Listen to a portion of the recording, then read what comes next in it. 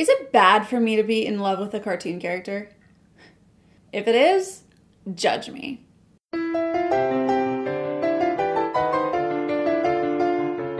Big Hero 6 is Disney's newest success. And yes, it was a success. It follows the story of a boy named Hero who is a boy genius. He's 14 years old and he's graduated from high school already, hit the big time. He's got nothing else going for him. Right? Right. Well, not really. See, he's been going back and he's been battling with these like robots that he's created, and like apparently this is a big deal to go out on the streets and battle robots and then bet on them and whatnot. And so, you know, he goes through problems with the police with that one. Yeah. But hey, he ends up turning a new leaf and decides that he wants to go to the San Francisco Institute of Technology, or as Morgan likes to call it, SFIT. There he's able to meet up with 4 other incredibly gifted youngsters as they are trying to change the world with their scientific models and coming up with new technology and everything. Through a series of events, a mass villain comes on the scene and they decide that they need to take him on. And by doing so, they prove to the world that with enough gadgets, a witty sense of humor, and a great color scheme, nerds are the coolest. I really loved this movie. Can I just say that? There really isn't much of anything that I could have improved upon, and you know how I like to improve upon movies. The character design, the character development, the voice acting, it was all spot on. It had humor, it had heart, so much heart. Oh, and so much humor. It had a great balance between the two. Like 1 minute you're like about to just cry and just, you feel it and it's all like getting to you, and then the next movie you're like, ah, that is hilarious. And it was, and it like every like belly laugh, like ha ha ha, that type of laugh. It was just really, really good. As far as the world goes, now I knew that it was going to be a mixture of San Francisco and Tokyo, and so I was expecting that conglomeration of like just everything coming out there. But I know that from asking a couple other people coming out of it, a couple people were like, I didn't really get that, and I kind of took me out of the story because I wasn't sure whether they were in San Francisco or Tokyo, and so I don't really know if that's really going to bug you or not.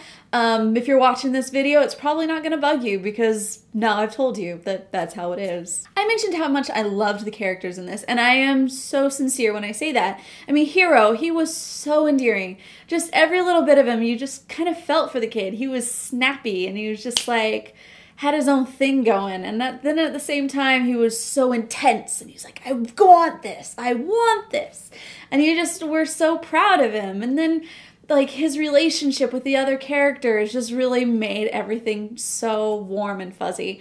We had Go-Go Tamago, Wasabi, Fred. Who doesn't love Fred? And then Honey Lemon. I loved hearing Genesis Rodriguez Perez as the voice of her. She did a fantastic job. There were some points in times where it sounded very similar to an American accent, but then there were like little things where she would throw out the, oh, Hero. It was very Spanish and I loved it. Loved. And props to whoever pulled out Boca Dulce Boca as like the theme song that was playing in her ears as she's like walking by. Props. And the villain, like he was hulking, he was a real threat on many occasions, and so that was also a really great thing. Really did a good job developing each one of these characters to be just a slam dunk each time. And can we talk about Tadashi? Holy, I was in love with this character from the very beginning. He's such a whole person. And yes, I know he's a cartoon character, but his character development, he is just whole. He's not searching for himself. He's not trying to be anything different. He just wants to help, and he's just a humble guy, but he's dang good looking. Every single time that he and Hero were in the same scene, it was just hearts.